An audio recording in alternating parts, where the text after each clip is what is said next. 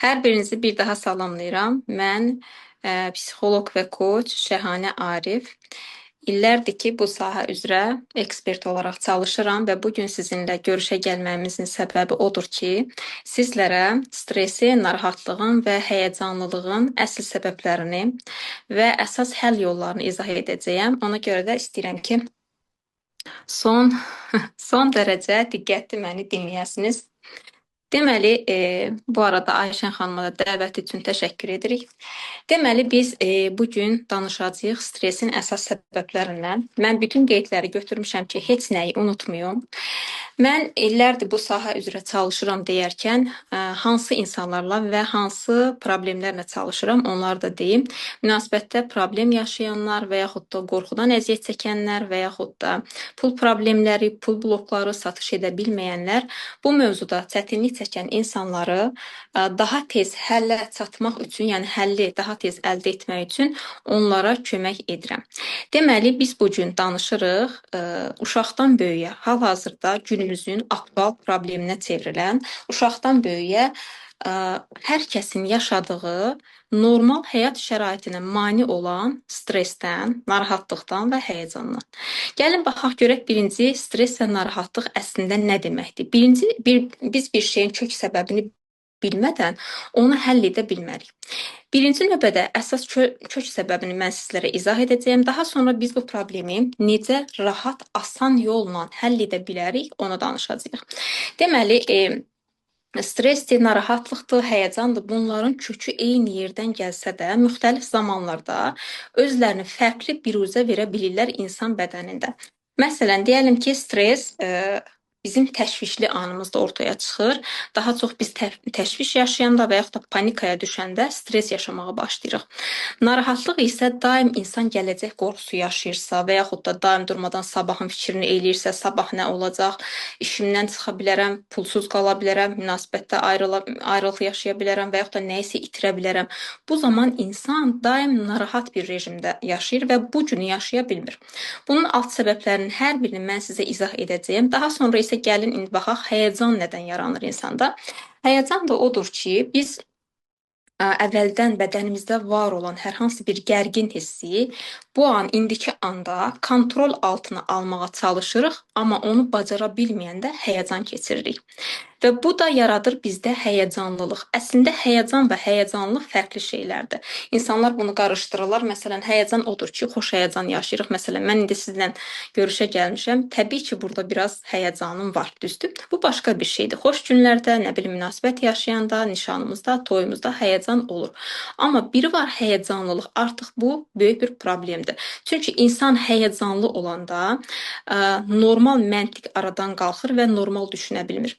Bu saydığımız problemlər, yəni bu 3 dənə əsas bədənimizdə daim dalğalanan, normal həyat şəraitimizə mane olan hisslər ən çox bizə harda mane olur xanımlar? Ən çox münasibətdə.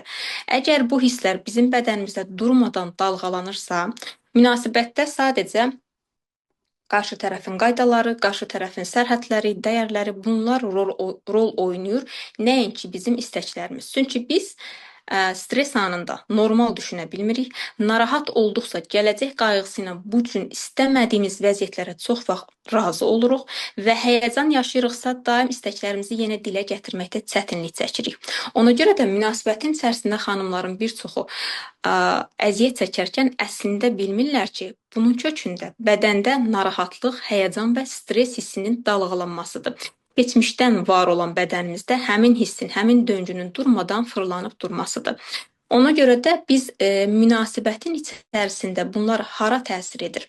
Əsas xanımların həyatında nəyə mane olur, o hissələrə də toxunacağıq. Deməli, gəlin baxaq biz stresi normal necə həll edə bilərik? Birinci növbədə nə yanlışdır? Ona baxaq. Yanlışı görməliyik ki, biz doğruları tapa bilək. Yanlış odur ki, stressdən qaçmaq, stressdən mübarizə aparmaq və yaxud da stressdən yaxamı qurtarmaq istəyirəm demək. Ümumiyyətlə, biz heç nədən yaxamızı qurtarmaq istəyiriksə, qurtara bilmərik. Nədənsə qaçırıqsa, nəyisə qovalayırıqsa və yaxud da nədənsə durmadan yaxamızı qurtarmağa çalışırıqsa, bu heç vaxt effekt verməyəcək. Çünki niyə? Məsələn, münasibət üzərindən götürsək, deyəlim ki, sizə əziyyət verən bir partnyor var. Durmadan ondan qaçırsınızsa, görürsünüz orada heç bir effekt olmur. Həmin insandan ayrılsaq belə, onun təzyiqləri bizim həyatımızda davam edir. Ayrıla bilərik, tam üzülürsək belə, yenə o insana bənzər insan gəlir həyatımıza. Çünki niyə? Biz orada onun bizə nə demək istədiyini anlamamışdıq. Stressdir, həyəcandır, qorxudur, bunlar da eyni şəkildə. Biz stressdən qaçmaq yox, o bizə nə demək istəyir, onu anlamalıyıq. Həmin o stress bizə hansısa bir siqnal verir. Kökü gəlir güvənsizlik və təhlükə hissindən.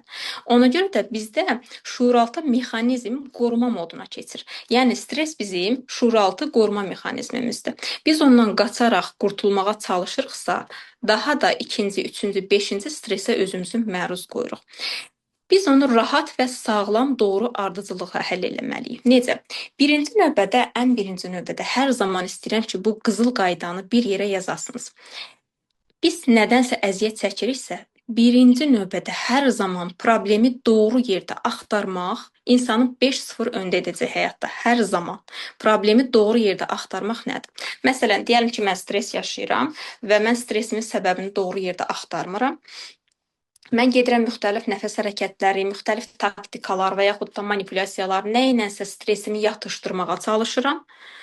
Problemi doğru yerdə axtarmaq yerinə mən nə edirəm? İstiqamətimi dəyişirəm. Mən əgər istiqaməti doğru tərəfdən dəyişdimsə, mən heç vaxt həll tapa bilmərəm. Mütləq şəkildə o problemin içərisində mən itib batacağam. Ona görə də birinci növbədə hər zaman problemi doğru yerdə axtarmaq insanı 5-0 öndə edir və həmin o problemdən rahat bir şəkildə bizim ayrılmamıza səbəb olur. Deməli, indi biz keçirik əsas məsələyə. Stres nədən yaranır? Niyə onunla mübarizə apara bilmərik və biz doğru həllə necə çata bilərik? Gəlin indi ön izahdan sonra mən sizə izah edim. Deyəlim ki, münasibət üzərindən istəyirsiniz izah edim, istəyirsiniz də iş həyatından izah edim. Siz hansını istəsəniz hətta yaza da bilərsiniz. Deməli, mən stres yaşayıram. Deyəlim ki, kimsə gəlir mənə deyir ki, Şahinə xanım, mən münasibətimdə stres yaşayıram, həyəcanlanıram, heç səbəbini bilmirəm. Mən indi həmin insanla necə çalışıram? Əslində burada 2 dənə əsas nüansla həmin problemi həmən çözmək olur və doğru həllə tərəf getmək olur. Birinci növbədə problemi doğru yerdə axtarmaq dedik. Məsələn, mən xanıma sual verirəm ki, sən münasibətdə harda stres yaşayırsan? Bir dənə izlə mənə de. Məsələn, biz düşünürük, dayanırıq. Xanım cavab verir ki, mən münasibətdə partnyorumun yanında ehtiyaclarımı dilə gətirə bilmirəm. Tapdıq burada stres bədənə harda gəlir, harda aktivləşir? Xanım deyir ki, mən münasibətdə partnyorumun yanında ehtiyaclarımı dilə gətirə bilmirəm, qorxuram, bədənimi stres sarır, düzdür? Birinci biz buranı tapdıq. Xanım harda stres yaşayır? Ümumi baxmırıq stresə, stresin əsas nöqtəsini tapdıq, təyin elədik. Daha sonra bizim işimiz burada bitmir. Əsas kök səbəbə gedirik. Həmin bu xanımın partnyorunun qarşısında keçirdiyi stres, ehtiyacını yəni dilə gətirə bilməmək, bunu kiçik vaxtda harda yaşayıbdır? Gedirik o tərəfə. Baxın, 2 dənə əsas nüans olmasa, biz həmin o stresin səbəbini nə doğru yerdə tapa bilərik, nə də doğru həll edə bilərik. İndi gedirik arxaya. Xanım zamanında kiçik olanda hansı valideynin qarşısında ehtiyaclarını dilə gətirə bilmirdi və yaxud da müəllimin yanında dilə gətirə bilmirdi. Harda yaşadı ki, bunu həmin bədənə stres həbs oldu. Bizim belə deyim də, biz hansısa hissi dərin yaşayırıqsa, pərt olmaqdır, qorxmaqdır, nədirsə, o bizim bədənimizdə həbs olur hər zaman. Həmin o hiss nə idi ki, həmin o hadisə nə idi ki, xanımda dərin stres yaratdı və o hiss bədənə həbs oldu. O bədənə həbs olanda daha sonra həmin hiss bədənimizdə müəyyən zaman kəsiyində dalğalanmağa başlayır. Yəni biz böyüyəndə eyni stres bizimlə davam edir. Niyə? Çünki qoruma mexanizminə oynayır. Yəni stres burada qoruma mexanizmidir deyərkən mən bunu demək istədim əslində. Məsələn, deyəlim ki, kiçik vaxtda mən atamın yanında ehtiyaclarımı dilə gətirmək istədim. Orada nə baş verdi? Ya rədd olundum, ya cəzalandım, ya tənqid olundum və yaxud da kimsə məndən alay elədi və yaxud da kimsə üstümə qışqırdı, düzdürmü? Mən həmin anda nə etdim? Stresə düşdüm və mən şuuraltıma belə bir kodlaşma yerləşdirdim ki, ehtiyacı dilə gətirmək bərabərdir təhlükə. Düzdürmü təhlükə? Mən bugünkü zaman kəsiyində də nə edirəm? Şuuraltı mənim həmin zamanda bu zamanda olduğumu xatırlamır axı. Ona görə də mən böyümüşəm partnyorumun yanında ehtiyaclarımı dilə gətirərkən stres yaşayıram. Çünki şuuraltı məni avtomatik atır həminki ana. Sən ehtiyaclarını dilə gətirsən, təhlükə var, siqnal ötürür. Yəni sən o vaxtki kimi pərt ola bilərsən, cəzalana bilərsən və yaxud da o vaxt nə yaşamışdırsa, həmin o halı yenidən yaşamamaq üçün stres bizi həmin anki vəziyyətdən qoruyur. Ona görə biz deyirik ki, stres bizim əslində bədənimizdə bizi qoruma mexanizmini yerinə yetirir. Yəni sinir sistemimiz gərginləşir. Biz başlayırıq bədəndə həmin o hissləri xatırlamağa. Xatırladıqdan sonra artıq partnyorumuzun yanında ehtiyaclarımızı dilə gətirə bilmirik. Bayaq mən dedim ki, münasibətdə bu necə mənfi təsir edir. Əgər bir münasibətin içərisində xanım daim stres yaşayırsa, həyəcan yaşayırsa və ehtiyaclarını dilə gətirə bilmirsə, şuuraltı buna sos siqnalı verir və təhlükə kimi görürsə, burada nə baş verəcək? Daim qarşı tərəfin istəklərinin, qaydalarının, sərhədlərinin, yəni onun dəyərlərinin üzərində qurulan bir münasibət yaşayacaq. Daim qarşı tərəfə tabe olmağa çalışacaq, düzdürmü? Çünki normal olaraq öz ehtiyaclarını dilə gətirə bilmir. Yəni bədən stres yaşayır, düzdür? İndi istəyirəm bir anlıq bunu düşünəsiniz. Və belə olanda biz nə edirik? Problemi doğru yerdə axtarmaq budur. Məsələn, burada birinci biz problemi doğru yerdə tapırıq, daha sonra problemin kökü haradır, ora gedirik və orada başlayırıq biz problemi artıq yavaş-yavaş həll eləməyə. Seanslarda bunu necə edirik? Həmin orada biz başlayırıq həmin o qorxunu, stres anını xanımın bədənində işləməyə və seans sərhəddi qurulur. Burada həll yolu nədir? Tamam, biz bunu problemi doğru yerdə tapdıq. Bəs burada həll yolu nədir? Necə həll edirik bunu? Birinci növbədə əsl narahatlığı görmək. Doğru həll sxemi hər zaman belədir. Məsələn, mənə Telegram kanalında bəzən deyirlər ki, hər zaman doğru sxemli həll deyirsiniz Şəhanə xanım. Bu nə deməkdir? Niyə bu qədər bu sözü təkrar edirsiniz? Çünki sxemli şəkildə ardıcıl həll getmədiyi müddətcə heç bir problem heç vaxt aradan qalxmayacaq. Yəni bunu hər kəs bilməlidir.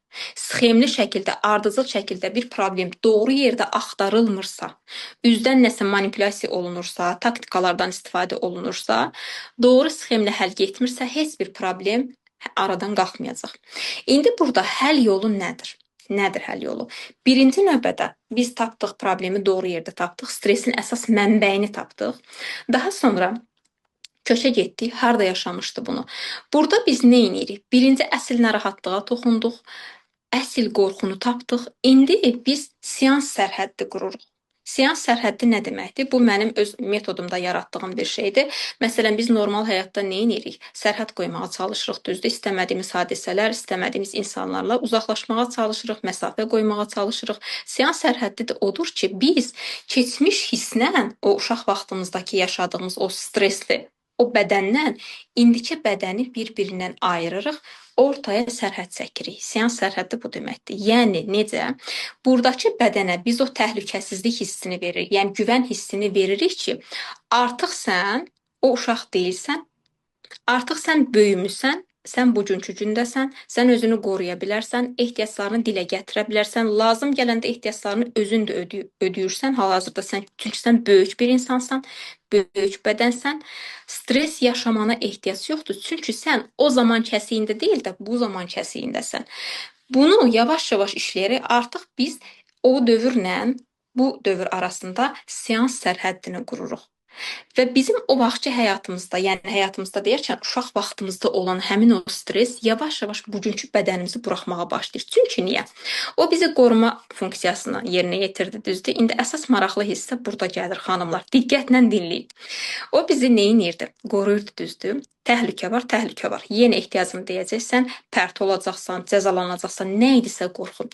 Artıq o görəndə ki, mən böyümüşəm. Mən ona təhlükəsizliyi, o siqnalını, təhlükə, yəni yoxdur siqnalını verəndə, artıq həmin his görəndə ki, mən artıq böyümüşəm, mən özümü qoruya bilirəm, yəni sən məni tamam, o vaxt o təhlükədən qoruyurdun, amma mən bugünkü gündə özümü təhlükələrdən qoruya bilirəm, böyümüşəm siqnalını verəndə stres bizi buraxır.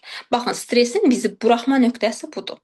Necə ki biz balaca vaxt uşağı parkda əlindən tuturuq, düzdür, əlindən tuturuq. Çünki o balacadır, özünü idarə edə bilmir, təhlükə var.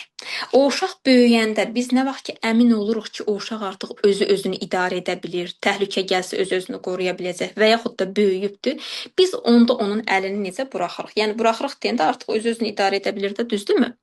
Biz onu onda güvənib buraxırıq, düzdürmü? Baxın, stres bədəni eyni o uşaqda olduğu kimi buraxır. O uşağın nümunəsində olduğu kimi. Yəni biz ona o təhlükəsizliyi verəndə bədənə ki, artıq mən böyüdüm, tamam bu günə gəldim, çatdım. Mən atamın qarşısındakı o çarəsiz uşaq deyiləm. Mən oradakı kiçik uşaq deyiləm, kiçik bədən deyiləm. Artıq böyük bədənəm, böyümüşəm və o seans sərhəddini yavaş-yavaş keçmişin hissini bugünkü bədəndən sağlam, güvənilir şəkildə yavaş-yavaş ayıranda stressdə biz deyirik ki, artıq təhlükə yoxdur. Mən özümü qoruya bilirəm. Sən məni bu günə qədər qorumusan, təşəkkür eləyirəm. Amma artıq buna ehtiyac yoxdur. Bunu təbii ki, texnikalarda uyğun dillə deyirik. Bədənə bu cür güvən hissini veririk. Bu zaman təhlükə bizi, yəni stres hissi bizi buraxa bilir. Əks halda nə olur? İndi burasını da izah edim xanımlar. İkinci dəfə deyirəm, diqqət eləyin. Əks halda eyni biz o hisslərdə qalanda münasibət yaşayırıqsa, orada münasibətdə partnyor münasibəti deyil də uşaq-valideyn münasibəti olur. Çünki mən kiçik vaxtın hissləri ilə hələ də bugünkü gündə yaşayıramsa, mən demək ki, hələ uşaq rolundayam. Bədənim fizioloji olaraq böyüyə bilər, bəli. Amma kiçik vaxtın həyəcanını, stresini, qorxusunu, narahatlığını hələ bədənimdə yaşayıramsa, demək ki, mən psixoloji olaraq deyil də fizioloji olaraq böyümüşəm, amma bədənim orada qalıbdı. Mən bugünkü gündə uşaq rolundayamsa, uşağa həyatda nə lazımdır? Bir uşağı idarə eləmək üçün ona hər zaman valideyn lazımdır, düzdür? Mənim partnyorum burada olacaq valideyn. O məni idarə etməyə çalışacaq, o ehtiyacları ortaya qoyacaq. Mən bayaq başdan nə dedim? Əgər mən ehtiyaclarımı dilə gətirə bilmirəmsə, həmin o münasibət qarşı tərəfin istəkləri üzərində qurulur. O deyəcək, biz eləyəcəyik. Kiçik vaxtda necə ata deyirdi, məsləhət görürdü, biz eləyirdik. Ata deyirdi, bu uyğundur, bu olmalıdır, o olmalıdır, biz də ona tabe olurduq, düzdür? Baxın, sxem necə işləyir. Bədənimizdəki bu his, görün bizi nələrə vadar edir, amma biz bundan xəbərdar deyilik. Ümid edirəm ki, bura qədər izahım aydındır. Aydın deyilsə, bir dənə də iş mövzusu üzərindən izah edim. Zəhmət olmasa bir dənə mənə yazın, izahım aydındır, yoxsa yox. Mən həmişə atamla stres yaşamışam.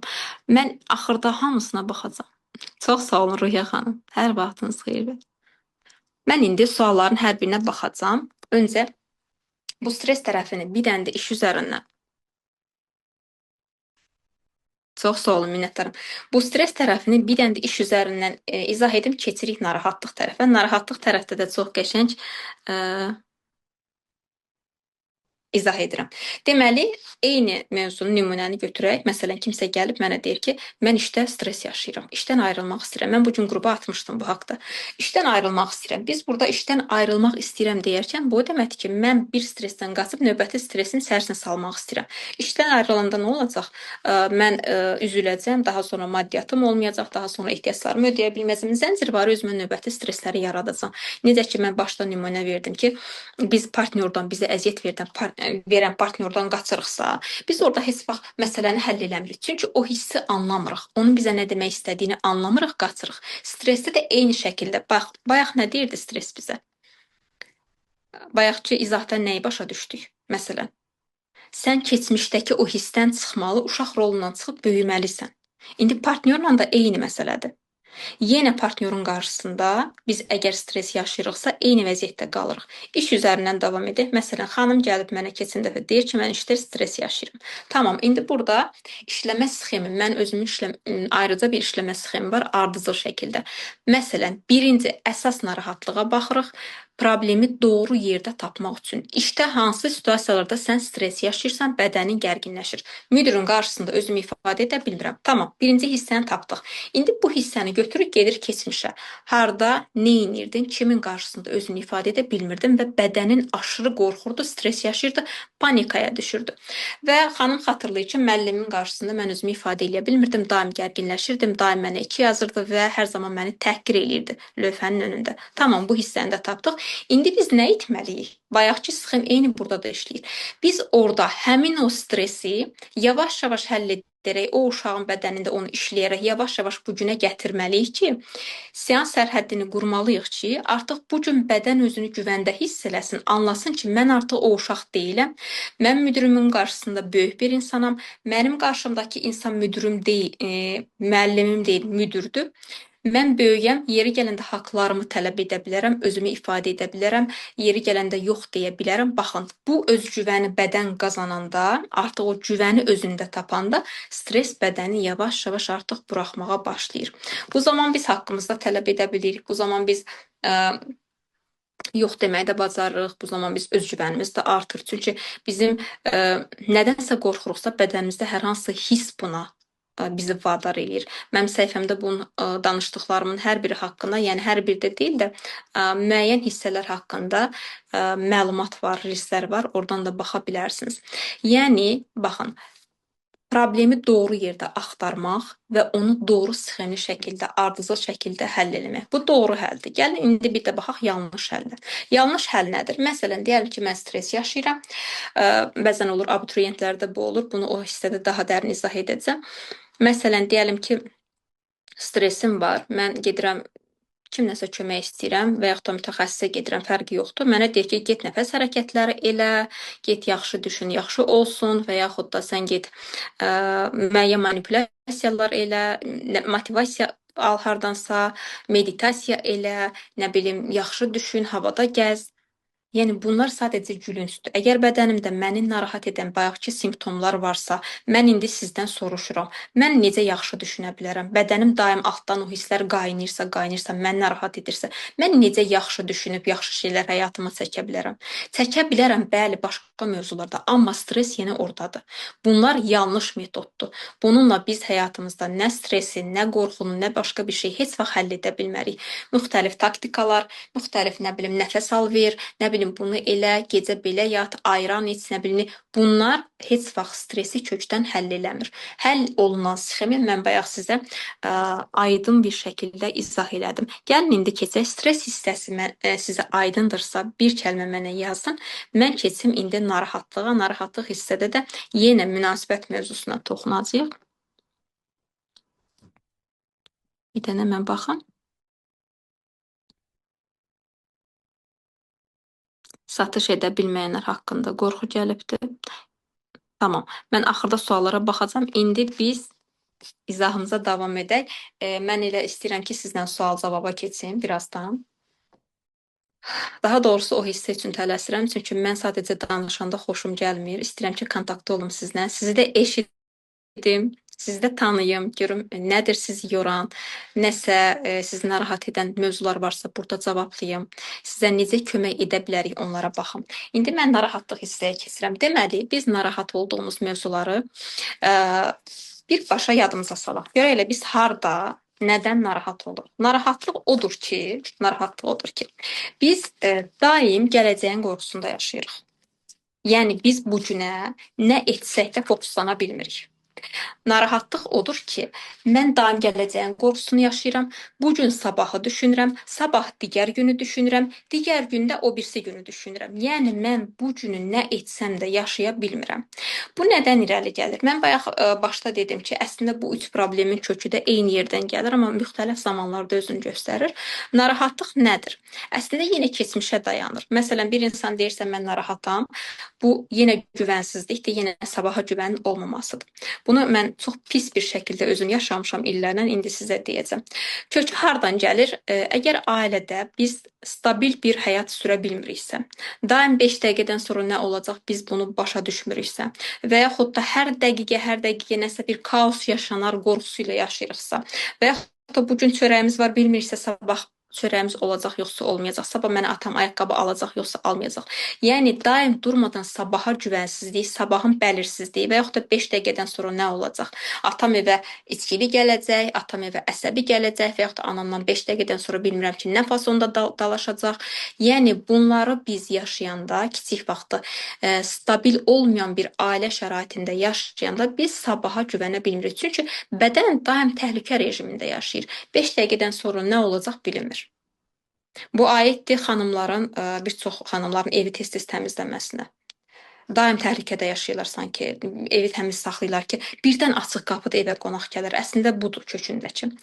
Əgər kiçik vaxtı eyni şəraitdə yaşayırıqsa, biz kiçik vaxtı necə 5 dəqiqədən sonraya və yaxud da sabaha güvənimiz olmursa, biz bugünkü bədənimizdə də yenə eyni şəkildə sabaha güvənə bilmirik. Daim sabahı kontrol altında saxlamağa çalışırıq. Bugünü itiririk. Bugün heç vaxt anı yaşaya bilmirik. Daim gələcək qorxusuyla yaşayırıq. Gələcək qorxusu da nədir? Məsələn, burada münasibətdə necə zərərlərini, fəsadlarını görə bilərik. Bugün nələrəsə dözürük ki, sabah partnyoru itirməyək. Ən pis, yəni ən çətin yerləri bunlardır. Bugün biz nələrəsə, bir çox şeylərə hə deyirik ki, istəmədiyimiz şeylərə, sabah partnyoru itirməyə, sabah tək qalmayaq. Və yaxud da bugün istəmədiyimiz bir iş mühitində qalırıq ki, sabah pulsuz qalmayaq. Çünki daim sabahın qorxusu ilə yaşayırıqsa, təbii ki, biz bunların hər birinə razı oluruq. Narahatlıq varsa bədəndə biz daim nələrəsə dözürük. Daim nələrinsə üstünü örtürük. Və üstünü örtərkən sabahın qorxusu bizim gözümüzü o qədər bürür ki, biz bu gün real təhlükələri görə bilmirik.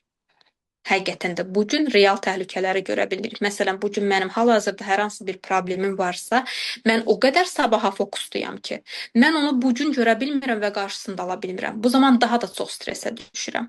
Mən indi özümdən nümunə göstərim sizə, deyim. Mən müharibə şəraitində kiçik vaxt uşaqlığım o şəraitdə keçibdi.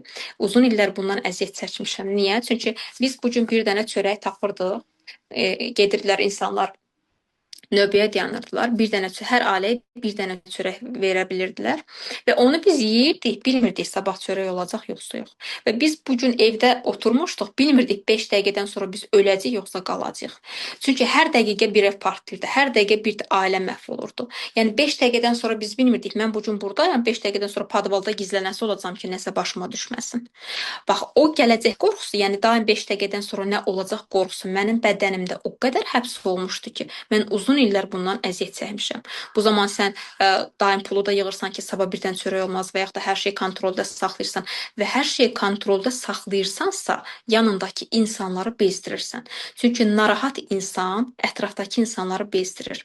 Münasibətdə məsələn partnyor ondan çox əslində bezir, amma nəzakətən biruzə vermir. Partnyor onun yanında həqiqətən sıxılır, amma bir yerə qədər dözür. Çünki insan özünü güvəndə hiss etmək üçün, sabahı kontrol altında saxlamaq üçün nələrsə eləməyə çalışır, amma bunu qarşı tərəf anlamır. Qarşı tərəf insana etiket yapışdırır ki, sən davranışlarını bilmirsən, sən panika yaşayırsan, sən nə bilim çox təşvişlisən, sən həyəcanlısan, sən niyə belə eləyirsən, sən çox səbirsizsən. Bizim bədənimizdə olan hissləri qarşı tərəfdəki insanlar anlamırlar deyə bizə həmən etiket yapışdırırlar. Əslində burada qarşı tərəfdəki insanlar günahkar deyil. Sadəcə bizim keçirdiyimiz hissləri bilmirlər. Biz indi burada nə edirik? Yenə eyni sxemlə biz gedirik. Birinci problem harda yaşanır? Mən hansını məsəl üçün yaşayıram? Hansı təhlükəni yaşayıram? Narahatam. Daim narahat, gərgin bir rejimdə yaşayıram, düzdür?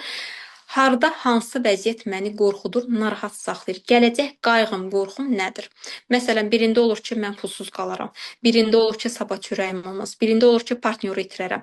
Nədirsə, məsələn, deyəlim ki, daim nəyisə kontrol eləyir ki, partnyoru itirməsin, düzdür? Burada biz problemi tapdıq, doğru yerdə axtarmaq dedik, tapdıq. Biz gedirik yenə kök hissəyə. Sən vaxtında ananı itirmə riskini harda yaşamısan ki, bugün partnyor səni əzsə də, partnyor səni hörmətsizlik etsə də onu itirməyəsən deyə yapışmısan. Biz başlayırıq o hissələri işləməyə və o hissələri işləyəndə insan artıq o itirmə qorxusunu yavaş-yavaş buraxır deyə bədən rahatlıq, yəni narahatlığı yavaş-yavaş buraxanda artıq kontrol da buraxır.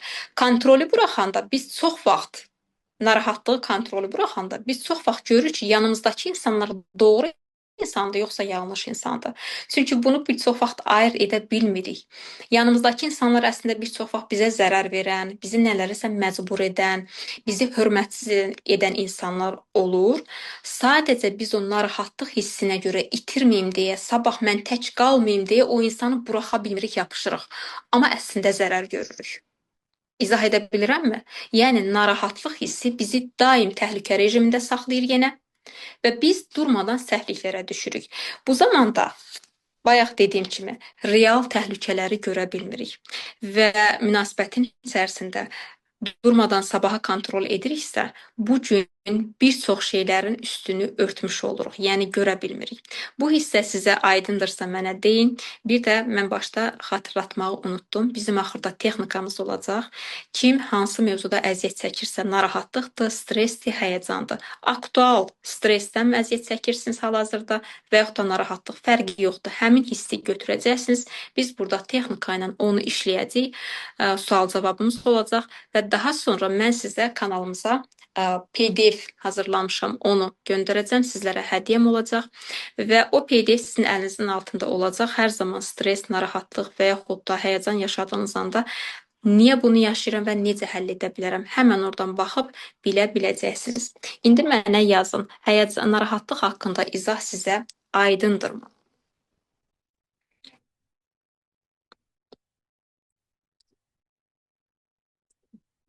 Demə yazın, mən baxım demədiyim nəsə qaldımı? Əsas odur ki, xanımlar, mən istəyirəm bu hisslərin ən çox münasibətə şeyini biləsiniz. Ən çox münasibətdə sizə necə təsir edir, münasibətdə sizi necə geri salır. Baxın, onu biləsiniz. Çünki narahat olan insan daim uyğunlaşmağa özünü vadar eləyir. Əgər narahatdırsa insan, daim güzəşt edəcək, daim uyğunlaşacaq. İstəmədiyi şeylərə belə uyğunlaşır ki, nə var, sabah nəysə hansısa istəmədiyim, qorxduğum bir hissi yaşamayım. Ona görə də biz nə edirik? Sabahın qorxusunu bədənimizdə yavaş-yavaş həll etməliyik ki, biz bu gün istəmədiyimiz vəziyyətlərə razı olmayaq. Dəqiqə nə idi? O görmədim. Tamam. Biz narahatlığı danışdıq. İndi keçək həyəcan hissəsinə. Həyəcan hissəsi də çox maraqlıdır və bunu ən çox yaşayır abituriyentlər. Deyəlim ki, burada valideynlərin səhvini və düzünü biz anlayacağıq. Deyəlim ki, biz həyəcanlanırıq. Keçmişdə yenə kökü keçmişdən gəlir. Deməli, biz danışırıq indi həyəcandan. Burada qeydlərimə baxıram, keçinə qalmasın. Həyəcan bədənin keçmişdə yenə yaşadığımız hər hansı bir hissi bu an kontrol eləməyə çalışırıq. Amma onu bacara bilməyəndə daha da təşvişə və panikaya düşürük. Məsələn, deyəm ki, balaca vaxtı mən hardasa bir qorxu yaşadım, təşviş yaşadım və o müəyyən nəsə bir hadisə olur. Həmin o qorxu tətiklənir deyə, tətiklənəndə mən istəyirəm ki, onun başından basım aşağı, həmin an həyəcanlanmayım. Çünki qorxuram həmin hissdən və mən həmin an o həyəcanı kontrol altına almaq istəyirəm. Həmin anki şeyi cavablayacağam. Həmin anki hissi kontrol altına almağa çalışıram və bu da alınmayanda mən həyəcan keçirirəm. Burada ən çox yaşayır bu problemi valideynlər. Məsələn, valideynlər üzərindən mən izahı verəndə, nümunəni verəndə siz özünüzə uyğun nümunəni götürəcəksiniz. Məsələn, deyəlim ki, imtahana 2-3 ay qalmış, valideyn gəlir ki, mənim uşağım imtahanı yaza bilmir, dərsdə həyəcanlanır. Əslində heç bir dərs, heç bir imtahan uşağı həyəcanlandırmır. Bu sadəcə illüziyadır. İmtahanın altında yatan o səbəblər ki var, onlar insanı həyəcanlandırır. Məsələn, siz münasibətinizdə əgər həyəcan yaşayırsınızsa, durmadan panika yaşayırsınızsa, həmin o həyəcan deyil problem. Həyəcanın altında hansısa bir güvənsizlik, hansısa bir qorxu, nəsə yaşadığınız bir şey var ki, o tətiklənir və siz orada həyəcan yaşayırsınız. İndi abituriyent üzərindən mən nümunəni verim, siz biləcəksiniz. Deyəlim ki, İnsan düşünür, imtahandan kəsilsəm filan şey olacaq. İmtahandan kəsilsəm nə olacaqsa, altdakı səbəblər nədirsə, baxın, bədəni gərginləşdirən odur. Əsl səbəb odur. Əsl işlənilməsi gərəkən yer odur. Başda mən nə dedim? Problemi hər zaman biz doğru yerdə axtarmalıyıq. Əgər doğru yerdə problemi axtarmadıqsa, ömrü boyu biz səhv yollarda fırlanıb duracağıq və vaxt itirəcəyik, həyatımızı itirəcəyik və yaxud da maddiyyat itirəcəyik. Bu üçündən biri mütləq şəkildə əlimizdən gedəcək, təbii ki, sonunda məyusluq olacaq. Məsələn, abituriyentə biz sual veririk ki, sən niyə həyəcanlanırsan? Dərsdə və yaxud da imtahanda niyə yaza bilmirsən?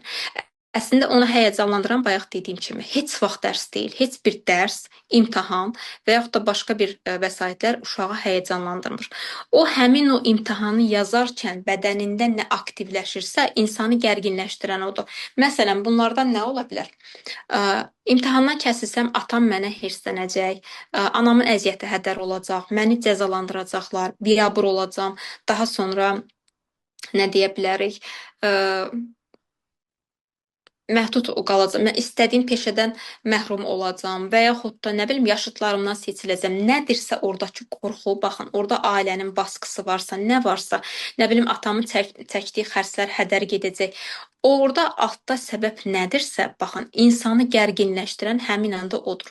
Və insanda həmin an gərginlik yaranır. O gərginliyin başından basıb, sanki onu görməzdən gəlib nəsə sakit görünməyə çalışır insan. Bu zamanda aşırı həyəcanlanır. Bu aiddir nəyə? Münasibət probleminədir. Münasibətdə xanımlarımız nə edirlər? Məsələn, həyəcan yaşayırlar. Həyəcan yaşayanda daha çox səhvliklər edirlər və səhvliklər edəndə partnyor bunu anlamır deyə mən bir dənə reels paylaşmışam bu yaxınlarda ki, sən əslində haqsızlıq görmürsən, sadəcə münasibətdə davranmağı bilmirsən. Həyəcanın verdiyi o panika ilə insan yanlış hərəkətlər, səhv hərəkətlər edəndə qarşı tərəf insanda bunu anlamır və həmən etiket yapışdırır ki, sən hərəkətlərini bilmirsən, sən davranmağı bilmirsən və yaxud da sən məni utandırırsan, amma o anlamır ki, mən hal-hazırda bədənimdə hansısa bir qorxunu və həyəcanı yaşayıram. Ona görə də insanları günahlandırmırıq. İnsanları da günahlandırmırıq, amma özümüzü də o vəziyyətdə qoymuruq.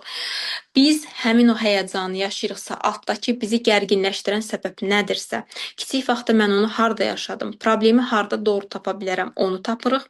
Onun həmin səhnəyə gedərək orada bədənimizi gərginləşdirən səhnəni yavaş-yavaş işləyirik. Bayaq dediyim kimi, həqiqi ehtiyacı tapırıq. İnsan əslində nə istəyir? Mən seanslarda hər zaman birinci bunu soruşuram. Məsələn, insan gələ bilər, deyə bilər ki, mən pul istəyirəm. Amma əslində baxırsan ki, pul qazanmaq istəyir, amma güvəndə hiss eləmək istəyir. Əslində nə istəyirsən? İnsanın əsl ehtiyacı nədir? Həyəcanın altındakı, o qorxunun altındakı əsl ehtiyac nədir ki, yaşaya bilmir ki, bədən həyəcanlanır. Əsl ehtiyaca baxırıq, əsl problemə baxırıq və əsl qorxuya baxırıq. O qorxunu yavaş-yavaş bədənimizdən götürəndə, yəni uşaq vaxtında buraxanda artıq bəzi hisslərimizi buraxmaq o demək deyil ki, biz orada buraxıb gəlirik. Sadəcə bədənimizdə onları yavaş-yavaş o sərhəd ki, bayaq dedim, o sərhəddə çəkirik, seans sərhəddini və bu günə gəldikdə, bu gün biz həyatımızda artıq böyümüşük, özümüzü qoruya bilərik. Kiçik vaxtda o bədəndəki, oradakı kimi ailəmizə, atamıza və yaxud da başqalarına möhtac deyilik. Bu siqnalları bədənimizə verdiyimiz təqdirdə bədən artıq özünü güvəndə hiss elədiyi təqdirdə həyəcanı yavaş-yavaş buraxmağa başlayır. Yavaş-yavaş buraxır. Baxın, xanımlar, mən sizə deyirəm, hər zaman bir şeydə möcüzə gözləmək və yaxud da birdən-birə nə isə olsun, möcüzə olsun, belə yox. Tədricən yavaş-yavaş bədən rahatlaşmağa başlayır və biz sırf münasibətdə və yaxud da başqa bir yerdə fərqi yoxdur, olsun iş münasibətində. Sırf mənim həyəcanım, qorxum, nə vaxtsa bunları yaşamışamsa, mən istəmədiyim vəziyyətlərə məruz qalmaqdan özümü qoruyuram. Və baxaq görək burada özümü manipulyasiya eləmirəm. Bədəni manipulyasiyadan mən sizə danışdım. Bədəni manipulyasiya o deməkdir ki, mən bədənimi durmadan aldatmağa çalışıram. Mən bədənimə sadəcə nəyisə yaxşı olacağını deyirəm, meditasiya eləyirəm və yaxud da durmadan özümü manipulyasiya eləməyə çalışıram ki, hər şey yaxşı olacaq, hər şey olacaq, gedəcəm bu dəfə özümü ifadə eləyəcəm, deyəcəm, gedirəm, amma orada həmin moment çatanda mən həyəcanlanıb daha çox səhvliklər edirəm. Baxın, bugünkü münasibətinizdə harda daha çox səhv etmisinizsə, harda daha çox dəyərsizlik və yaxud da deyəlim ki, istəmədiyiniz münasibətlərə məruz qalmısınızsa, bu 3 dənə hissdən birinə görə onu yaşamısınız. Bu yaxınlarda bir risk paylaşdım. Səni hörmətsiz edən əslində insanlar deyil, səni hörmətsiz edən sənin qorxularında. Mütləq şəkildə bu 3 hissdən biri bədənimizdə varsa, biz münasibətin içərisində dəyərsizlik görməyə, hörmətsizlik görməyə və yaxud da istəmədiyimiz vəziyyətlərə məruz qalmağa məhkum oluruq. Çünki niyə? Biz keçmiş bədəndə, uşaq bədəndə ilişirik deyə bu gün böyüyüb, bu gün özümüzü ifadə eləmək, haqlarımızı qorumaq, dəyərsizliyə yox demək, bunları eləyə bilmirik. Və bu da sərf edir qarşıdakı partnora. Qarşıdakı partnyor bayaq izah elədiyim kimi keçir valideyn roluna, çünki biz uşaq rolunda olanda valideyn roluna keçir və burada uşaq valideyn rolu oynayır. Ya valideyn rolunda partnyor olacaq, biz uşaq olacağıq. Onun qaydalarına əsasən ömür boyu hərəkət eləməliyik və yaxud da əksi olur, biz valideyn oluruq, uşaq roluna partnyoru qoyuruq. Bu zamanda biz özümüzə lazım olmayan məsuliyyətlərlə yüklənmiş oluruq. Bu da heç kəsə lazım deyil. Və yəni burada qısa desək, Mənim bir reelsim var idi. Orada yazmışdım ki, problemə bantik taxmaq. Problemi bantik taxmaq deyil də, problemi doğru yerdə axtarmaq və onu həll eləmək lazımdır. Doğru yer nədir? Birinci təsbit edirik əsl narahatlıq. Daha sonra kök narahatlıq nədir? Kök narahatlığı tapdıqdan sonra əsl qorxu nədir? Onu tapırıq və bu an, hal-hazırda bu stres, həyəcan və yaxud da narahatlıq məni hansı təhlükədən qoruyur? Hansı eyni vəziyyətə düşməyim deyə mənə bu halı yaşadır? Bunu tapırıq və bədənə o siqnalı veririk ki, artıq mən böyümüşəm. Sən məni bu günə qədər qoruyurdun, təşəkkür eləyirəm. Amma yəni təhlükə yoxdur. Təhlükə yoxdursa qorumana ehtiyac da yoxdur. Bunu bədənə bu təhlükəsizlik hissini verəndə bədən artıq yavaş-yavaş özü rahatlaşır, özü böyüməyə başlayır və biz bu zaman doğru həllin ardınca gedirik. Stresi, narahatlığı, gələcək qorxusunu və yaxud da həyəcanı, həyəcanlılığı bədənimizdən yavaş-yavaş normal şəkildə qovaraq yox, sağlam ardıcıl yolla şəfalandırırıq. Artıq bəllidirsə biz stresi və narahatlığı, həyəcanı necə sağlam şəkildə həll edə bilərik. Ondan qaçaraq yox, mübarizə apararaq yox və savaşaraq yox. Savaşdığımız hər bir şey bədənimizdə daha da möhkəmlənir. Heç vaxt bizim yaxamızı buraxmır. Bunu ətrafda ən çox partnyor münasibətlərində və yaxud da iş münasibətlərində görə bilərik. İndi gəlin keçək sual-cavaba. Sual-cavabda da iştirak edin, zəhmət olmasa. Sizi narahat edən suallar nədirsə yazın, bir dənə baxaq. Mən itirməkdən çox qorxuram. Həmçinin müəllim qarşısında çox həyəcanlı oluram. Bunları necə aradan qaldırmaq olar? Həmin itirmə qorxusunu harda yaşamısınızsa kiçik vaxtı, ananı itirmə riski yaşamısınız. Məsələn, deyəlim ki, bu demək deyil ki, biz anamızı fiziki olaraq itirməliyik və yaxud da həyatdan getməliyik. Yox, sadəcə anamız harasa gedir, biz tək qalırıq və yaxud da işdə çox olur, biz onu daim gec-gec görürüksə, burada anamı itirirəm, anam mənim yanımda deyil, tək qalıram qorxusu yarananda biz bu hissi bədənimizə həbs edirik. Həmin o hissə gedərək orada o hissi işlədiyimiz zaman və bir də burada sərhədlərimizi formalaşdırdığımız zaman siz itirmə qorxusunu yavaş-yavaş yenirsiniz. Bir dəqiqə baxaq. İtirməkdən həmçinin müəllim qarşısında da çox həyəcanlı oluram. Həyəcan məsələsi də eyni şəkildə. Həyəcan, müəllimin qarşısında həyəcanlı olursunuzsa, yenə bu ananın qarşısında kiçik vaxtda həyəcanlı olmaqdır ya da atanın qarşısında. Baxın, həmin hisslər, problemi doğru yerdə axtarmaq buna deyirdim.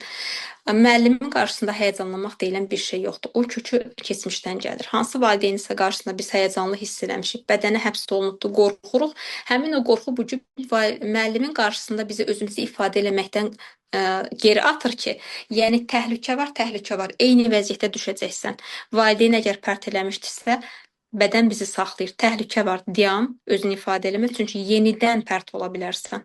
Ona görə biz deyirik ki, o hisslə bu hissi bədənlə, yəni keçmişlə indiki hissi bədənlə ayıranda artıq bu hisslər, bizim qorxular, hisslər bizi yavaş-yavaş buraxmağa başlayır. Ümid edirəm aydın olur. Çox gözəl və aydın izah edirsiniz. Hər şey anladım. Tamam, möhtəşəmsiz. Mən istənilən bir ilə ünsiyyət olanda gərginləşirəm. Belə olanda da yanaqlarım çox başlayır.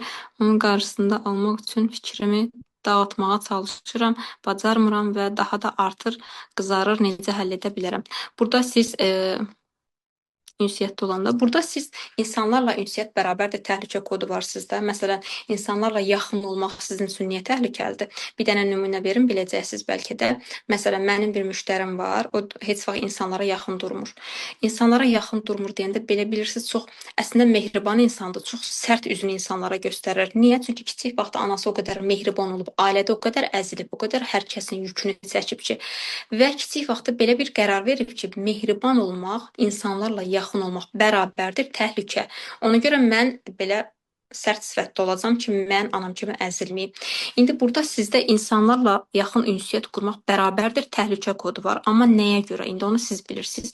O kodu aradan qaldıranda, insanlar sizə yaxınlaşanda gərginləşməyəcəksiniz. Sizin yanağınızı qızardan gərginlik hissidir.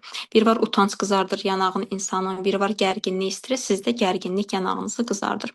Deməli, mən bədəndə gərginlik olur, dəhşət, amma bilmirəm səbəbini. İndi mən səbəbləri izah elədim. Ya stressdir, ya həyəcandır, ya narahatlıqdır, ya da qorxudur. Nəyinsə qorxusudur.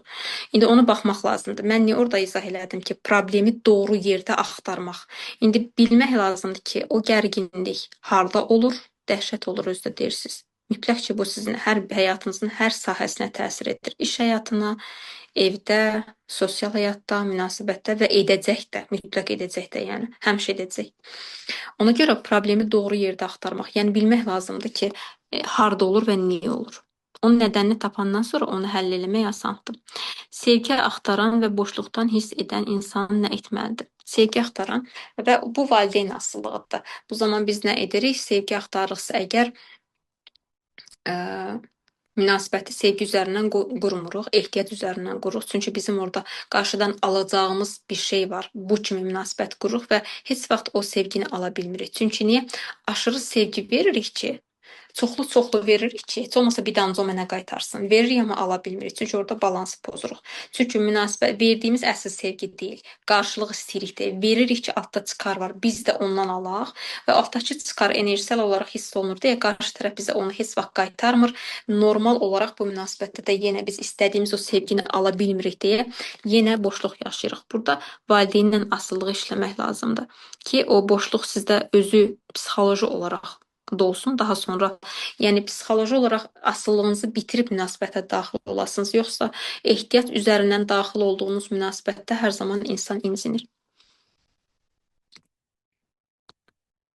Belə sualınız var? Sual varsa yazın. Özümü çevrədən tədris etməyimin bir səbəbi arxa planda daim stresli olmağımdır. Düşünürəm ki, bu önəmli hər şeyə yaşayıram. Rədd ediləcəyimdən qorxuram. Belə olduğuma görə də bunu neçə seansla həll edə bilərəm. Baxın, stres yaşayırsınız, insanlardan uzaqlaşırsınız ki, insanlar mənim o gərginliyimi görməsin. Gərginliyinizi görməsin, tamam, amma bu arxa planda nə qədər davam edə bilər ki? İnsan, biz sosial varlıqlarıq, onda insanlara qaynayıb qarışmasaq necə olar? Ailə quracaq, insanlara qarışacaq, iş həyatında insanlara qarışacaq və yaxud da bax, burada indi biz insanlarla bir-bir hamımız ünsiyyətdəyik, düzdür? Yəni bu sosial mühitdən, insanlardan özümüzü tədris eləyə bilmərik. Biz bizi narahat edən problemi həll eləməliyik. Neçə seans məsələsini isə heç vaxt dəqiq bunu deyə bilmərik. Çünki biz bilmirik orada nə qədər problem var, nəyin altından nə çıxacaq. Yəni bu həmişə dediyim kimi çarəsiz, qarşısında çarəsiz qaldığımız sualdır ki, dəqiq heç vaxt deyə bilmərik bu neçə seansa həll olacaq. Amma heç olmasa 1-2 dənə seans götürün əvvəlcədən ki, bax sizdə rədd edilmə də var. Rədd edilmə nədir? Siz özünüzü müəyyən zamanlarda deməyim də, yəni bir çox yerdə rədd edirsiniz ona görə. Bu sizdə işlənməlidir. Özün rədd, daha sonra insanlar niyə təhlükəlidir? Bunlar işlənməlidir.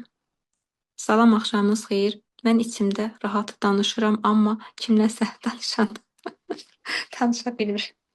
Siz içinizdə o qədər danışırsınız ki, danışma ehtiyacınızı orada ödəyirsiniz də. Məsələn, biz gündə danışmağa, eşitməyə, nə bilim, yeməyə ehtiyacımız var, düzdür? Siz danışma ehtiyacını özünüzlə danışaraq ödəyirsiniz.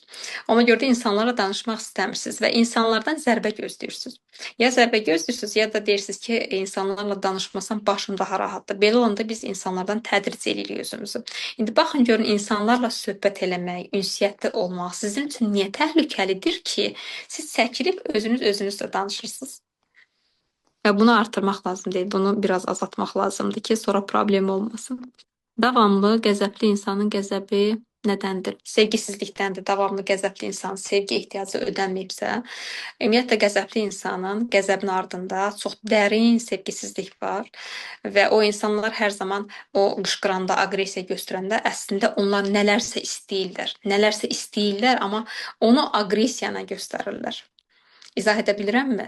Dərin sevgisizlik var, bir də ödənməyən ehtiyaclar. Sanki o insan həyatında sevgisizlikdən ötürü çəkdiyi əziyyətləri qışqırmasıdır. Aqressiya onun qışqırtısıdır. Çox gözəl psixoloqum, hər zamanki kimi gözəl. Çox sağ olun. Minnətdaram Ruhiyyə xanım. Sualınız varsa yazın, yoxdursa biz texnikaya keçəcəyik indi. Mən də su içim, durmadan danışdım. Bu arada texnikanı diqqətlə eləyin, mütləq faydasını görəcəksiniz.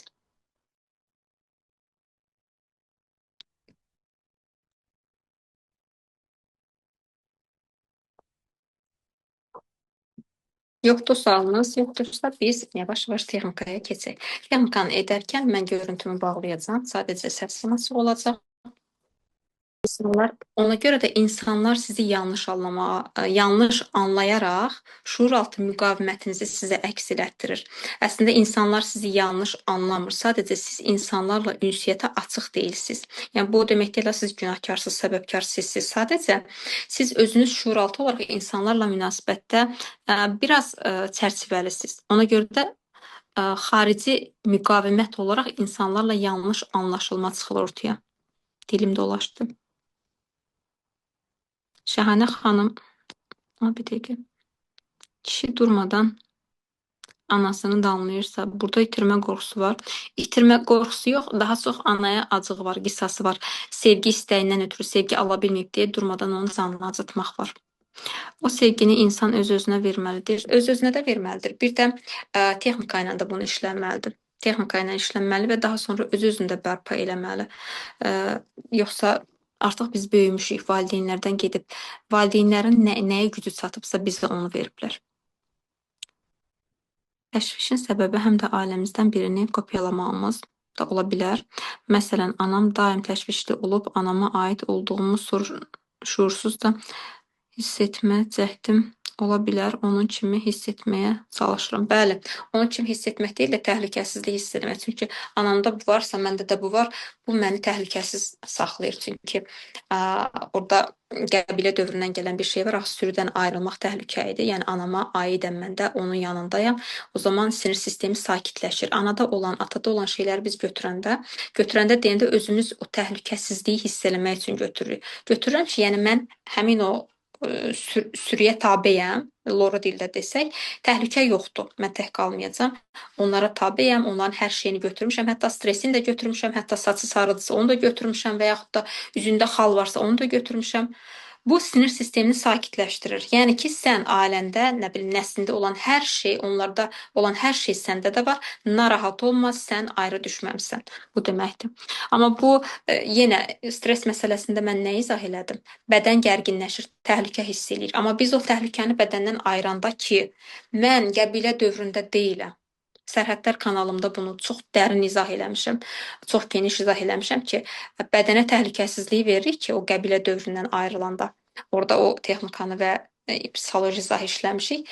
Mən keçmiş dövrdə deyiləm və mən tək qalsam bu gün, o vaxtki dövrdə nə idi? Tək qalsaq bizi ayı parçalayacaqdı, düzdür? Mən bu gün tək qalsam məni ayı parçalamayacaq, canavar da yeməyəcək.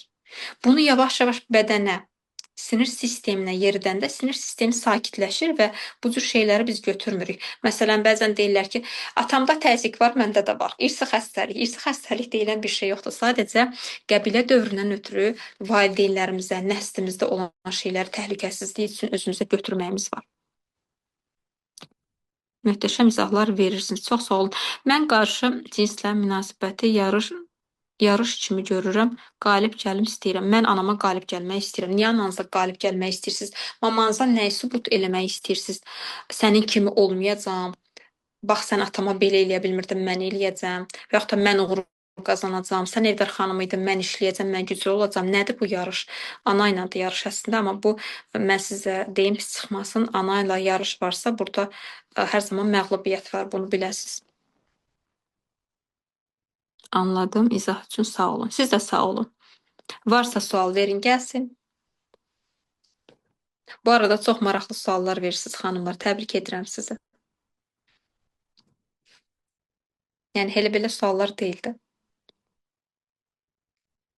Əsl ehtiyaclarınızı görmək istəyirəm mən əslində. Mən həmişə danışarkən, seansda da və yaxud da bu cür webinarda və yaxud da başqa canlılar açanda insanların əsl ehtiyacını görmək istəyirəm. Əsl narahat edən sizi nədir bu gün? Nədən çox narahatsınız? Yuxunuzu nə qaçırdır? Baxın, onu istəyirəm eşidim sizdən. Çünki burada xanımlar da hamısına rahat ola bilərsiniz. Mən sizə sual verdim, bir də nifrət hissini necə aşmaq olar? Kimə nifrət eləyirsinizsə, ona texnika ilə işləyərək. Daimi nifrət. Daimi nifrətin altında dərin kədər var. Kədər. Nəyə görə kədərlisiniz? Kimə incimisiz? İnciklik, dərin kədər, daha sonra aqressiya, daha sonra nifrət. Bu dördü ardıcıl gəlir. Niyə, kimdən incimisiz bu qədər? Niyə bu qədər aqressiyanız var, nifrət edirsiniz? O insan sizin hansı zəif nöqtənizə toxunubdur? Münasibətdə icazə almaq duyğusunu necə aşa bilərəm? Necə münasibətdə icazə almaq duyğusunu necə aşa bilərəm?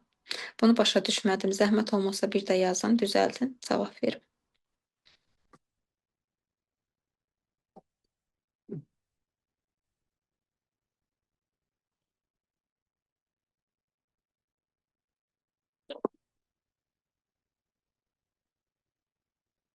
Bitdisə suallar, biz texnikaya keçək. Bu arada xanımlar, mən sizlərə PDF hədiyyə edəcəm. Bayaq dedim, PDF Telegram kanalıma göndərəcəm. Oradan keçib izləyib Telegram kanalının linkini göndərərəm. Keçib oradan münasibətə aid o qədər orada məlumatlar var, əldə edə bilərsiniz. Hamısı ödənişsizdir. Hər bir şey var. Orada münasibətə aid hər məlumatı əldə edə bilərsiniz. Həm də dərin psixoloji səviyyədə. Və PDF də orada olacaq. Açıb istifadə edə bilərsiniz. Nə vaxt istəsəniz. Bu danışdıqlarımızın bir çoxunu orada əlavə eləmişəm onsuz da. Və siz biləcəksiniz ki, əslində narahatlıqdır, stressdir. Bunların doğru həlli necə olur? Doğru problemi axtarmaq necə olur və biz nə etməliyik ki, istiqaməti dəyişməyək. Bir də Instagram hesabımızı da biz göndərərik. Mənim 2 dənə səhifəm var. Biri köhnədir, biri təzə. Köhnə bu yaxınlarda silinəcək. Yeni səhifəmə keçib oradakı sizin üçün faydalı olan reelsləri mütləq şəkildə izləyə bilərsiniz. Bir də açıqlamalarını oxuya bilərsiniz. Mütləq sizə çox köməyi olacaq. Deməli, bir münasibətim var idi. 3 aydan sonra oğlanın hərəkətləri məndə nifrət yaratdı. Hələ hirsliyəm ona. Dediyim kimi, bu nifrət oğlana deyil, əvvəldən bədəninizdə olan o dərin kədər hissidir. Nədirsə, baxın, ora baxmaq lazımdır. O oğlan mövzusu deyil, oğlan çıxıb gedibdir. Sadəcə sizdə o dərin bədəndə nifrət hissi vardı ya, sizin aranızda asılılıq yaradıbdır. Ona baxmaq lazım və onu işləmək lazımdır. Mənim rahatlığım yoldaşımın qısqanclığından olur. Daim stress oluram. Yoldaşınız nəyə sizə qadağa eləyirsə, onu şuuraltı siz özünüzdə qadağa eləmisiniz ona görə. Buna da bu axırıncıya da baxım, daha sonra texnikaya keçək. Yoldaşdan icazə almaqda çətinlik çəkirəm və ya hər dəfə söhbət açılanda nəsə etməyə o zaman söhbət düşür. Öz istədiklərimi dilə gətirə bilmirəm. Öz istədiklərinizi dilə gətirə bilmirsinizsə, bayaq saydığım hisslərdən hansısa sizdə var. Stressdir, qorxudur, narahatlıqdır. Onu oradan götürmək lazımdır ki, istədiklərimizi dilə gətirək. Siz o qorxu ilə qarşı tərəfə müraciət edəndə o enerjisal olaraq onu hiss edir və yox cavabı verir. Bu haqda mən çəkmişəm video deyəsən. Olmalıdır səhifəmdə. Sizin bu suallarınızın hamısına uyğun mənim səhifəmdə videolar var. Və orada açıqlamada dilim dolaşdı. Aydın şəkildə izah eləmişəm. Oradan keçib oxuya bilərsiniz. Linki göndərərik kanala. Biz qarşı tərəfə hansı hisslə yanaşırıqsa, o cür reaksiya alırıq. Məsələn, siz günahkar hiss edirsinizsə və yoldaşınızdan günahkarlıq hissi ilə nə isə pul istəyirsinizsə, məsəl üçün deyirəm, o pulu o formada verəcək ki, siz günahkar hiss eləyəcəksiniz, məsələn. Siz indi qorxu hissi ilə yoldaşınıza yanaşırsınızsa, icazə istəyirsiniz. O elə bir vəziyyət yaranacaq ki, sizə icazə verməyəcək. Çünki o enerji olaraq hiss edir ki, siz özünüz də həmin o şeydən qorxursunuz. Belə xanımlar, gəlin mən görüntünü bağlayım. Keçək biz texnikamıza. Və istəyirəm ki, hal-hazırda sizi ən aktual probleminiz nədir? Narahat eləyən problem nədir? Günlük stres yaşadığınız və yaxud da deyəlim ki, elə baxın xanım deyir, mən qorxuram. Həmin o qorxu hissini götürə bilərsiniz.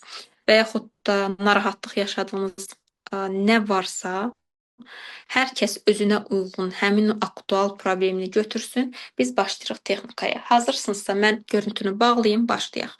Bir dənə mənə yazın.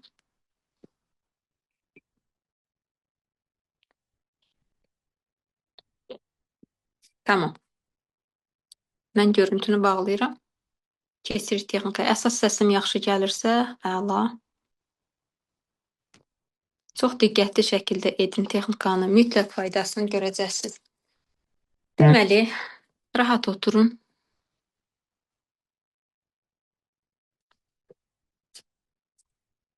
Rahat şəkildə oturun xanımlar. Gözlərinizi bağlayın. Aktual probleminiz nədirsə, hal-hazırda onu düşünün. Düşünün ki, həmin hiss bədəninizdə aktivləşsin, biz həmin hisslə işləyə bilək. Dərin nəfəslər alıb verməyə başlayın. Ekrana baxmayın. Mən onsuz da özüm də ekranı bağlamışam. Gözünüzü yumun. Həmin hadisə nədirsə, məsələn, günlük həyatda sizə narahat, yəni mane olan, narahat eləyən,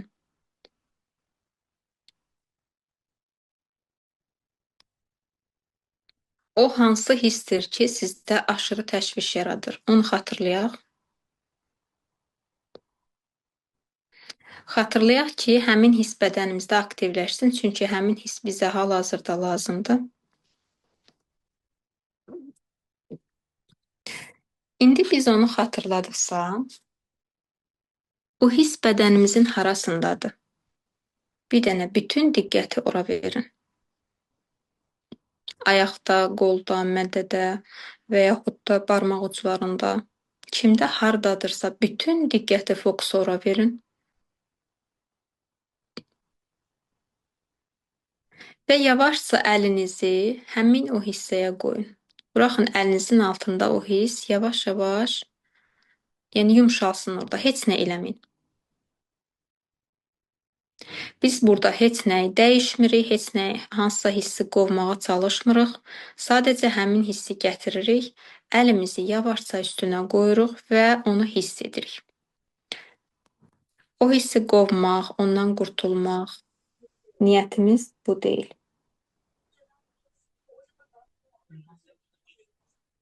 Rahat şəkildə oturun xanımlar. Gözlərinizi bağlayın. Aktual probleminiz nədirsə, hal-hazırda onu düşünün.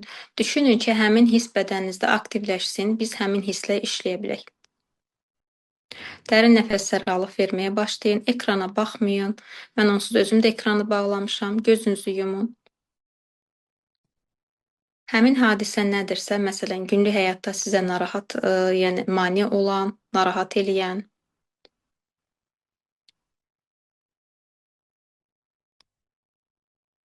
o hansı hissdir ki, sizdə aşırı təşviş yaradır? Onu xatırlayaq.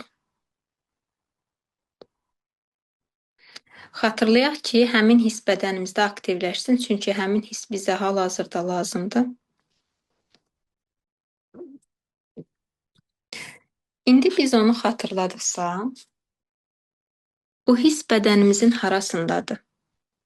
Bir dənə bütün diqqəti ora verin.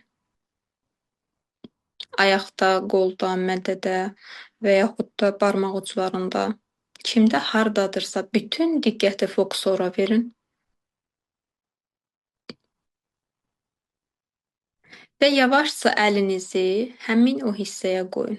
Buraxın əlinizin altında o hiss yavaş-yavaş, yəni yumşalsın orada, heç nə eləməyin. Biz burada heç nəyi dəyişmirik, heç nəyi hansısa hissi qovmağa çalışmırıq. Sadəcə həmin hissi gətiririk, əlimizi yavaşca üstünə qoyuruq və onu hiss edirik. O hissi qovmaq, ondan qurtulmaq niyyətimiz bu deyil.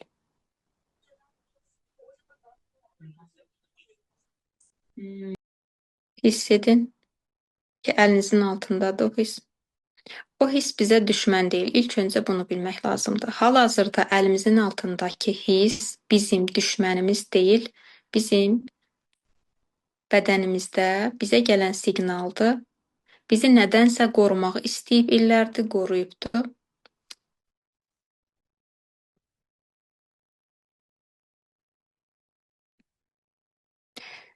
İndi ən önəmli hissəni izah edirəm. Hal-hazırda biz həmin hissi hiss edirik, düzdür? Burada bu anda təhlükə var? Xeyr, yoxdur. Hal-hazırda biz webinardayıq. Heç bir aktual problem, təhlükə yoxdur. Amma o hiss ordadır. Düzdür? Stres yaradacaq hər hansı bir hadisə yoxdur. Düzdür? Amma həmin hiss ordadır. Biz nəyisə xatırladıq deyə o hiss oradan gəldi, düzdürmü? Demək ki, bu hiss digər zamanlarda da gələndə sadəcə xatirədir, keçmişdən gəlir, real deyil. Sadəcə biz onu hiss edəndə aşırı təşvişlənirik. Digər vaxtlarda da gələndə eyni şəkildə hansısa hadisə zamanı, narahatlıq zamanı bir balaca narahat olanda bədəndəki o keçmiş hisslər aktivləşir və zehin bu anla keçmişi ayırd edə bilmir deyə bizi avtomatik keçmişə atır. Biz aşırı gərginləşməyə, stres yaşamağa başlayırıq.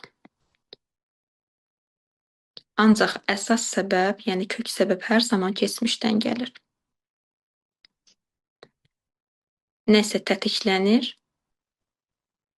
və biz narahat oluruq. İndi yenidən diqqətinizi həmin hissə verin. Dərin nəfəs alın və asta uzun şəkildə nəfəsi geri verin. Bir anlıq deyilənlərin fərqinə varın.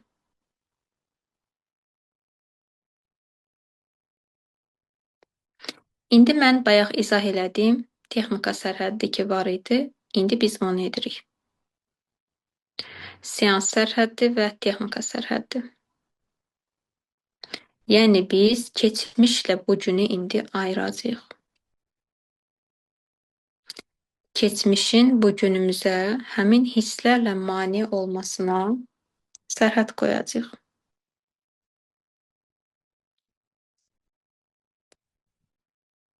Yenidən həmin hissi xatırlayın, əlinizin altındadır.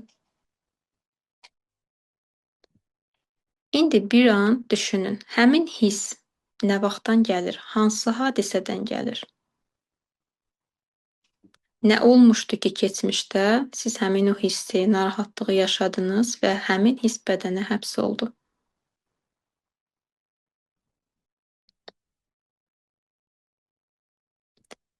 Əgər xatırladınızsa, yenə bütün diqqəti ora verin və həmin hissi bədəninizdə bir yerdə mütləq cəmləşdirin.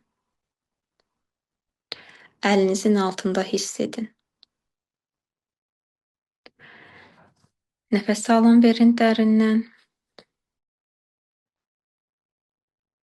Biz indi o hisslə danışmağa başlayacağıq. Mənimlə bərabər həmin hisslə danışırıq.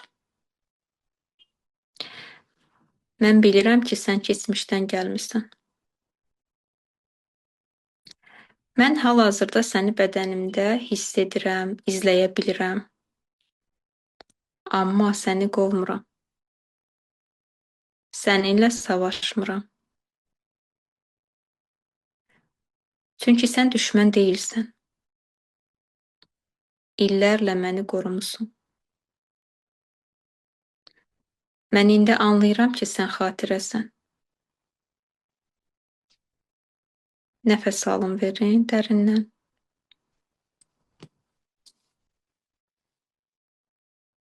İndi diqqətlə bunu təkrarlayın. Mən kiçik olanda qorxurdum. Stres yaşadım. Həmin andan çıxmağa gücüm çatmırdı. Bacara bilmirdim. Qorxurdum.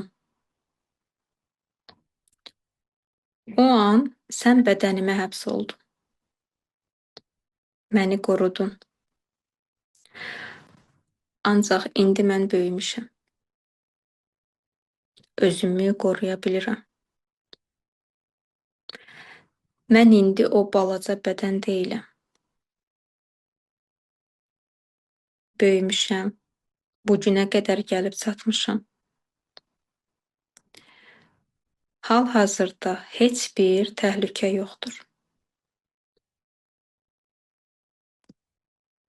Dərin nəfəs alın, verin. Və əlinizin altındakı o hissə mütləq diqqət edin. Birazdan o yavaş-yavaş yumşalmağa başlayacaq. Nə qədər dərin, asta nəfəs alıb versəniz, o qədər o hiss daha tez yumşalmağa başlayır.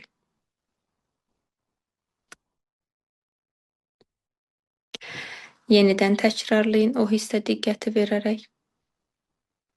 Mən səndən qaçmıram. Bədənimdə yumşalmana icazə verirəm. Səninlə mübarizəmi dayandırıram.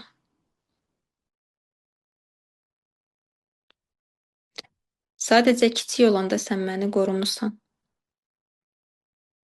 Buna görə sənə təşəkkür edirəm. İndi özümü qoruya bilərəm deyə təhlükə yoxdur. Çünki mən keçmişdə deyiləm.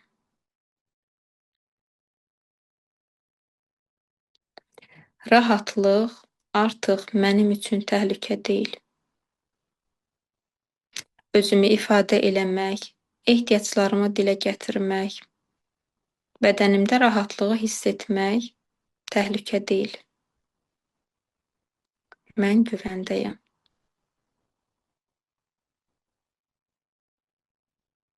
Dərin nəfəs alın, verin. İndi diqqət edin, əlinizin altında o hiss necədir? İlk başda olduğu kimidir, yoxsa biraz yumşalıbdır? Bütün diqqəti ora verərək yenidən dərin nəfəs alın. Asta şəkildə nəfəsi geri verin.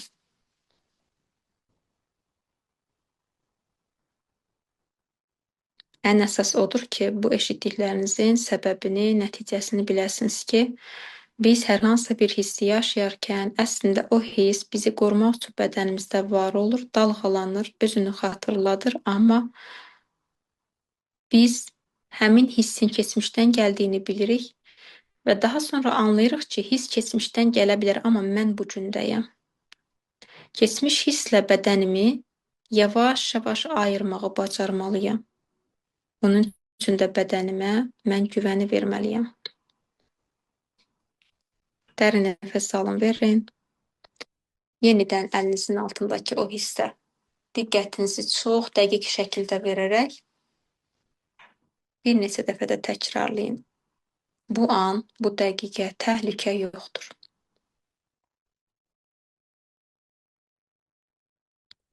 Sənin verdiyin siqnalı anlayıram. Hal-hazırda təhlükə yoxdur. Mən bədənimdəyəm. Mən bu gündəyəm. Artıq özümü qoruya bilərəm.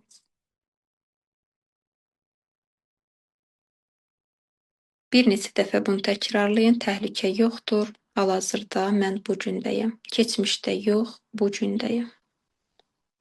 Bunu hissə deyin.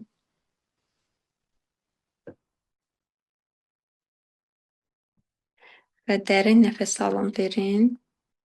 Əgər əlinizin altındakı hiss sakitdirsə, yavaşca texnikanı bitirib gözlərinizi aça bilərsiniz. Deyilsə, bir neçə saniyə yenə diqqətinizi verib nəfəs alıb verə bilərsiniz.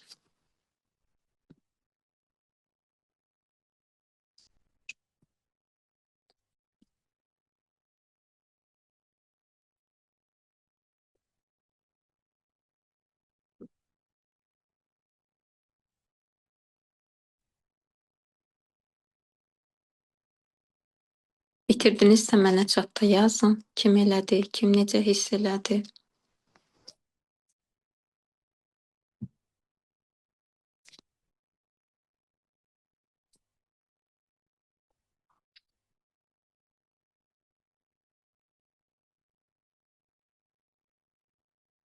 Deyəsən, texnikadan hələ ayrıla bilməmisiniz.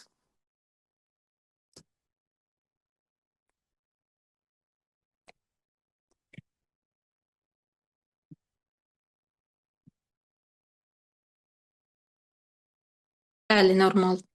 Çünki insan özünə qarşı gerçəklərlə üzləşəndə insan özünə qarşı birinci aqressiyası yaranır hər zaman. Niyə? Çünki mən elə bilirdim ki, budur, amma əslində beləymiş. Mən səhv bilirmişəm deyə insan özünə aqressiyası yaranır. Bu da çox normaldır.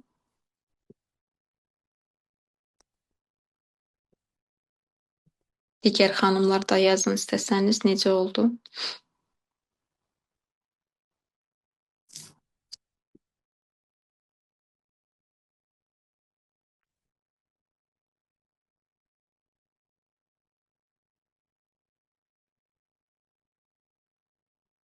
Bu texnikanı istədiyiniz vaxt təkrar edə bilərsiniz.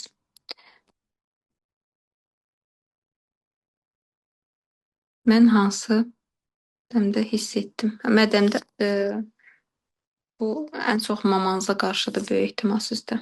Rahatladın. Təşəkkürlər. Əsas odur texnikadakı o izahı tam başa düşə bilərsiniz ki, biz artıq bu gündəyik.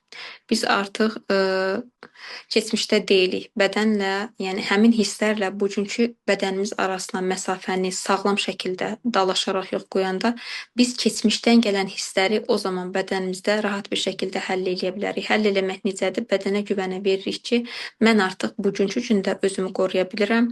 Sən bu günə qədər məni qorumusan, tamam, amma təşəkkür edirəm, böyümüşəm. Artıq mən getdim, yəni belə. Suallara baxım, daha sonra biz sağollaşaq. Qollarım ağırlaşdı biraz. Sonda yüngülləşdim. Hamısı normaldır. Texnikadan sonra yaxşı hal da normaldır, pis hal da normaldır. Yaxşı hal odur ki, insan rahatlayır. Pis hal odur ki, insan bəzi şeylərlə üzləşir və biraz həzm eləyə bilmir deyə gərginləşir. Bu da normaldır. Deməli, belə xanımlar, mən sizinlə indi sağollaşıram. Ümid edirəm ki, sizlərə webinarım faydalı oldu. Əsas odur ki, biz əsas səbəbləri danışdıq. Əsas odur ki, siz aldanmaqdan özünüzü qoruyacaqsınız. Hər zaman problemi doğru yerdə axtarmaq insanı həmişə deyirəm 5-0 öndə edir ki, biz zaman, vaxt itirmirik və növbəti stressləri yaşamırıq. Və bizim Telegram kanalımızın linkini biz bura göndərəcəyik. Orada PDF dediyim kimi sizlərə hədiyyə olunacaq. PDF-i oxuyacaqsınız və orada ən qədər münasibət üçün, həyat üçün, hər bir şey üçün məlumatlar var, əldə edə bilərsiniz. Sualınız varsa yazın. Son olaraq yoxdursa biz sağollaşaq. Siz də sağ olun. Mən sizi tanıdığıma şad oldum. Sizi ilk dəfə görürdüm. Burada bir dənə xanımdan başqa o mənim daimi müştərimdir. Və digər xanımları mən burada birinci dəfədir yazısını gördüm daha doğrusu. Özünü görməsəm də şad oldum sizi tanıdığıma. Sağ olun, salamat qalın, gecəniz xeyrə qalsın. İnşallah gələn görüşlərə dək.